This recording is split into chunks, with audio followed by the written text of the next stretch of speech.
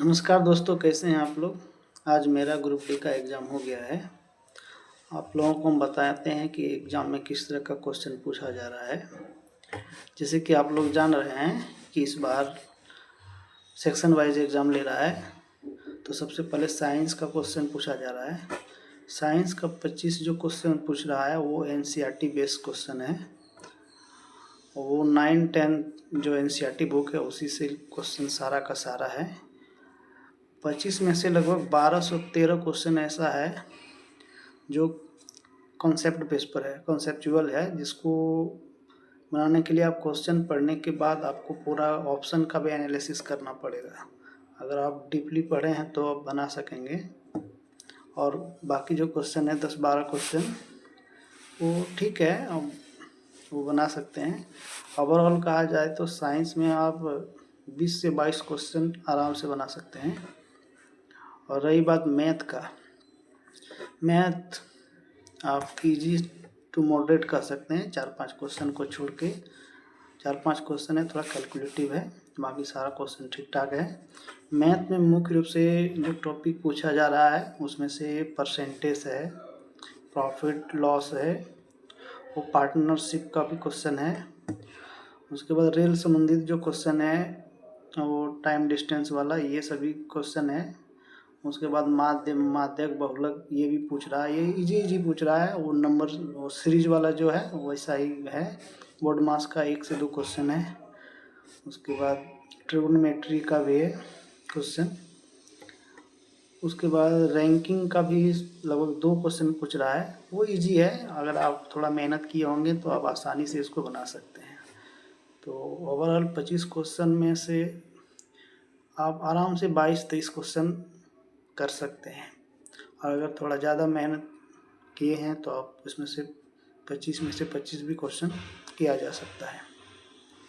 और उसके बाद रीजनिंग जो है, रीजनिंग काफ़ी इजी पूछ रहा है, जिसमें मुख्य रूप से कोडिंग डिकोडिंग है, नंबर सीरीज वाला क्वेश्चन है 2-3, जो आज आसानी से उसका कॉन्सेप्ट समझ में आ जा रहा है।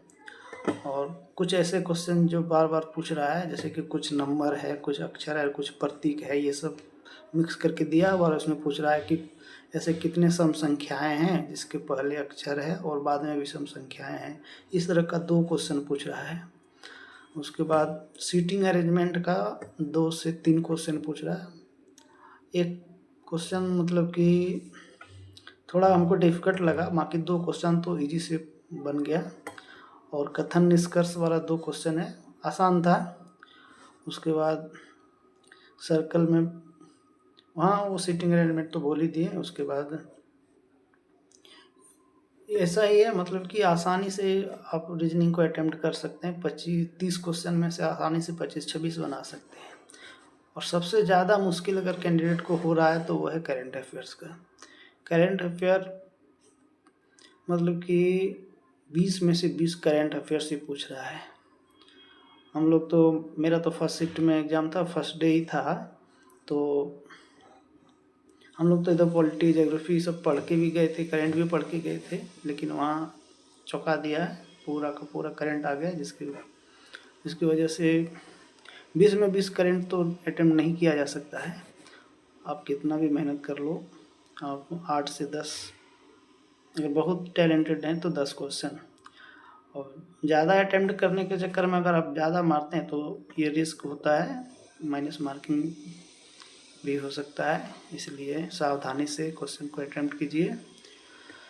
अभी तक जितना भी मेरे मित्र हैं और जितना भी जानने वाले हैं उसको पूछा तो सभी वही अटेम्प्ट लगभग 75 से 85 के बीच में ही मार रहा है। ये सेफ अटेम्प्ट भी माना जा रहा है। आप जितना ज़्यादा एक्यूरेसी रखेंगे उतना अच्छा होगा। तो यही था मेरा आज का रिव्यू दोस्तों, धन्यवाद।